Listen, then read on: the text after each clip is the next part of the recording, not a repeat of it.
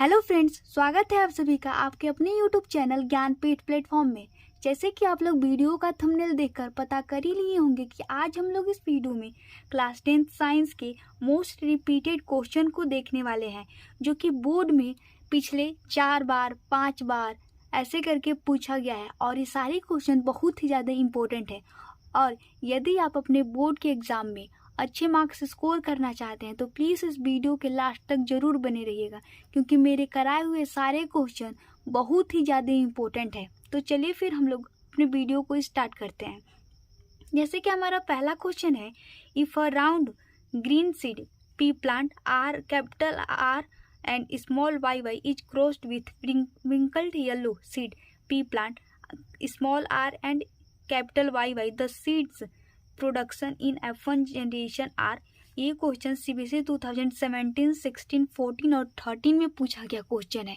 आप देख कर ही अंदाज़ा लगा सकते हैं कि ये क्वेश्चन कितना ज़्यादा इम्पोर्टेंट है।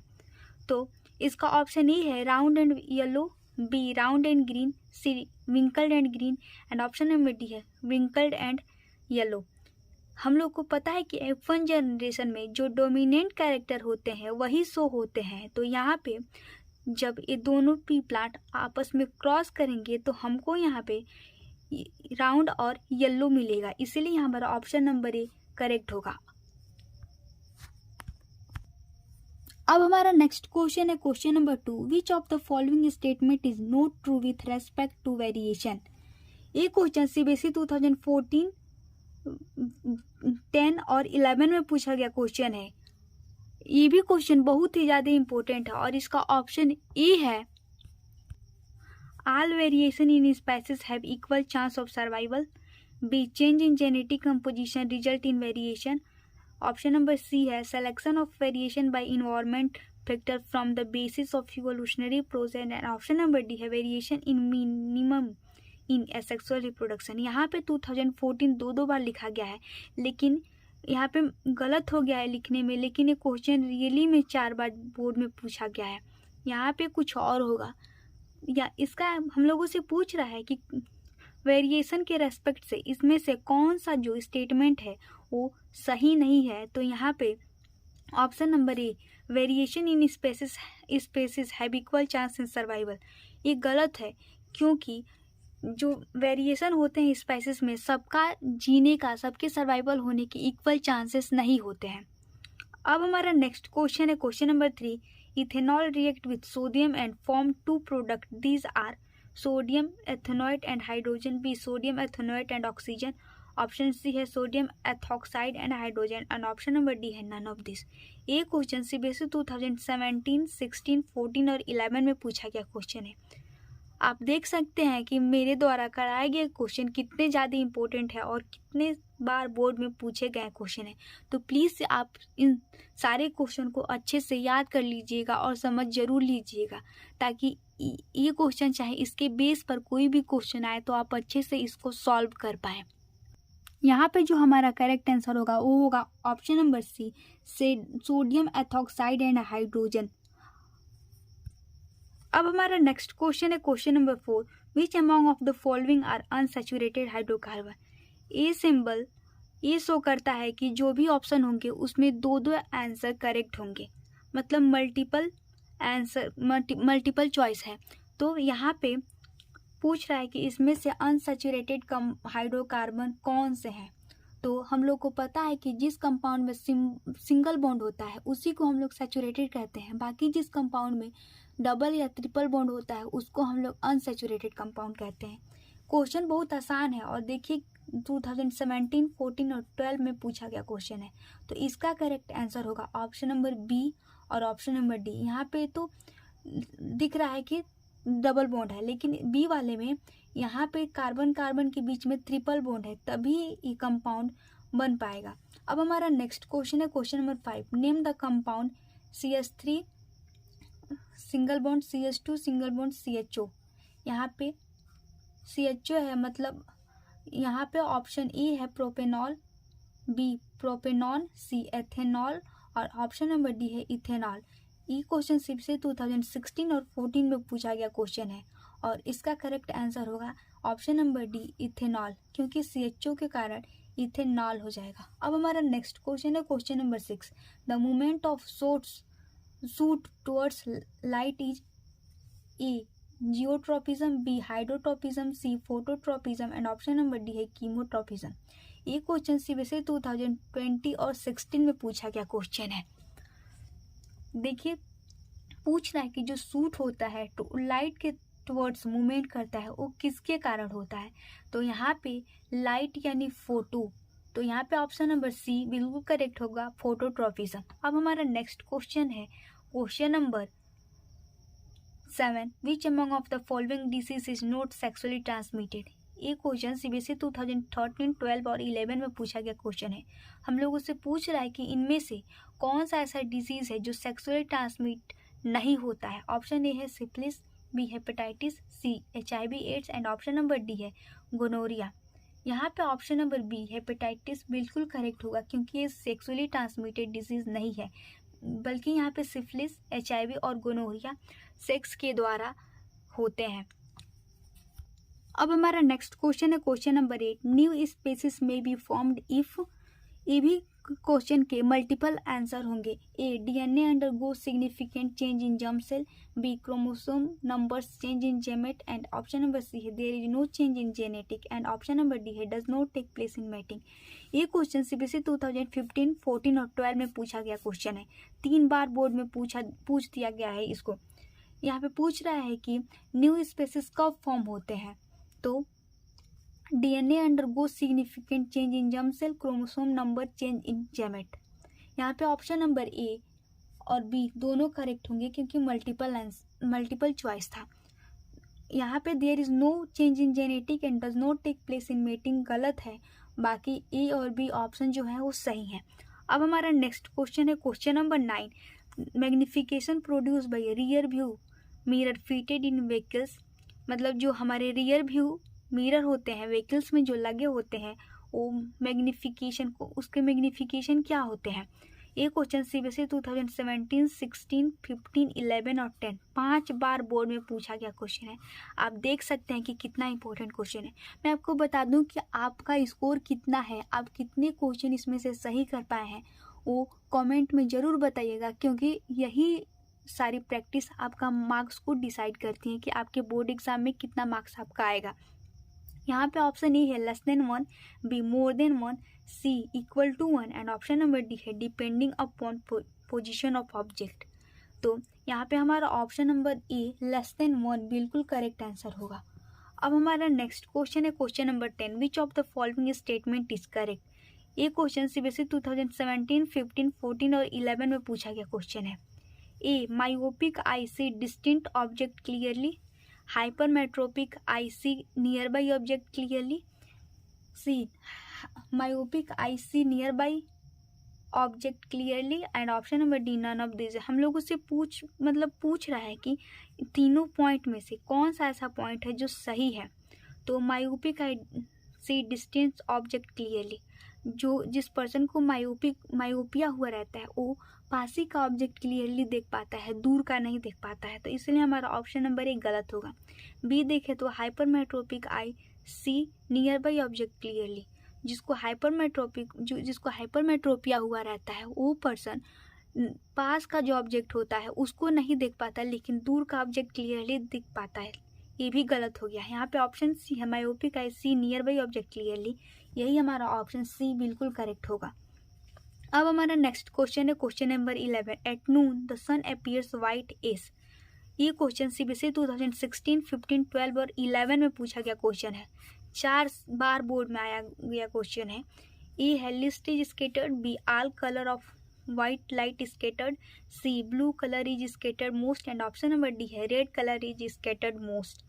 यहाँ पे पूछ रहा है कि एट नून में सन अपीयर्स वाइट, हम लोग को जो सन होता है वो वाइट क्यों दिखने लगता है।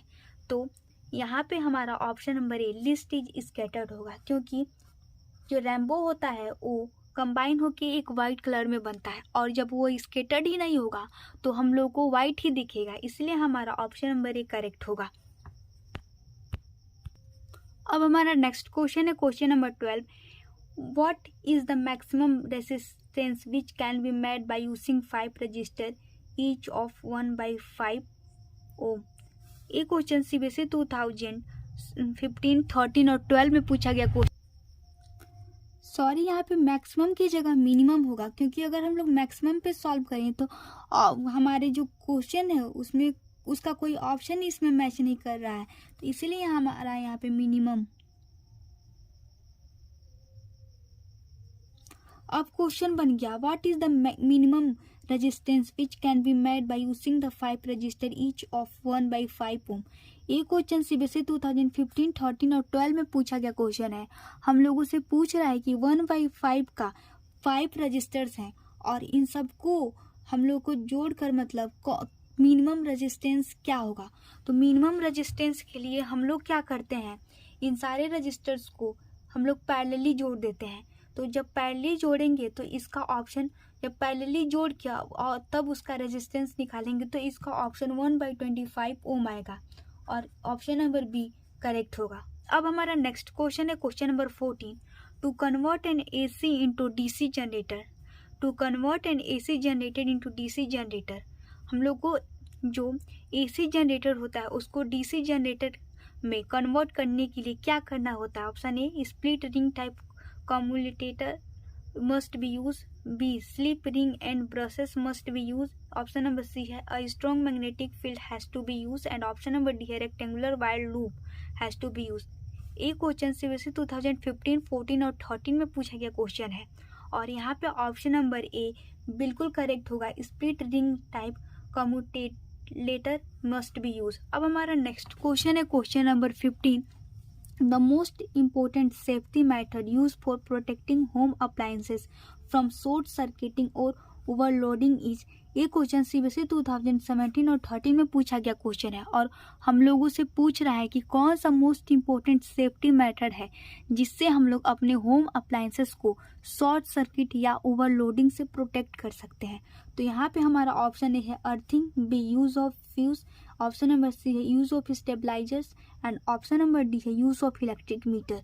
तो यहाँ पे हम लोग का option number B use of fuse बिल्कुल करेक्ट आंसर होगा। अब हमारा नेक्स्ट क्वेश्चन है question number 6, the substance that triggers the fall of mature leaves and fruit from plant. A auxin, B gibberellin, C abscisic acid and option number D है cytokinin. ये question CBSE 2020 और 19 में पूछा गया question है। पूछ रहा है कि कौन सा इसमें से सब्सटेंस है, कौन सा इसमें से एंजाइम है जो मैच्योर लीव और प्लांट को फॉल करता है, नीचे गिराता है। तो यहाँ पे हमारा option number C abscisic acid correct होगा। अब हमारा नेक्स्ट क्वेश्चन है question number 17, the growth of pollen tube towards ovules is due to. Option A question CBSE 2020 और 15 में पूछा गया क्वेश्चन है। A hydrotropism, B chemotropism and option number C है geotropism and option number D है phototropism. Ovary की तरफ pollen tube का ग्रोथ कौन कराता है। तो यहाँ पे option number C, option number B chemotropism मतलब केमिकल, कीमो का मतलब केमिकल और हाइड्रो का मतलब वाटर, जियो का मतलब ग्रेविटी और फोटो का मतलब लाइट। तो इसीलिए हमारा पोलन ट्यूब का ग्रोथ ओवरी की तरफ कीमोट्रोपिज्म के कारण होता है, यानी केमिकल के थ्रू होता है।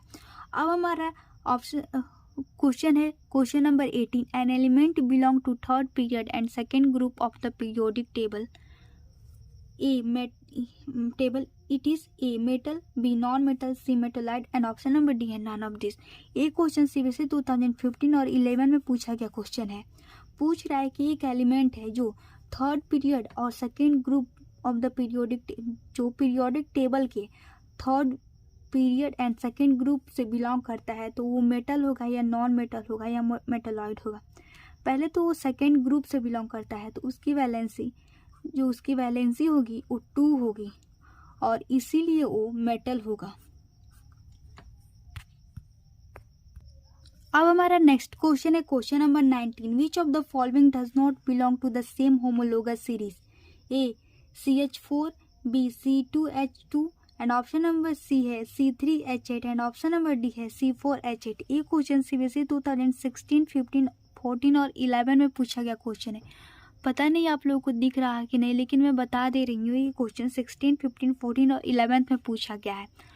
सिंपली यहाँ से पूछ रहा है हम लोगों को कि which of the following does not belongs to the same homologous series. इसमें से कौन सा ऐसा ऑप्शन है जो इन तीनों एक होमोलोगस सीरीज के हैं, लेकिन एक जो है वो उसकी मतलब अलग होमोलोगस सीरीज का मेंबर है। तो यहाँ पे हमारा ऑप्शन नंबर डी C4H8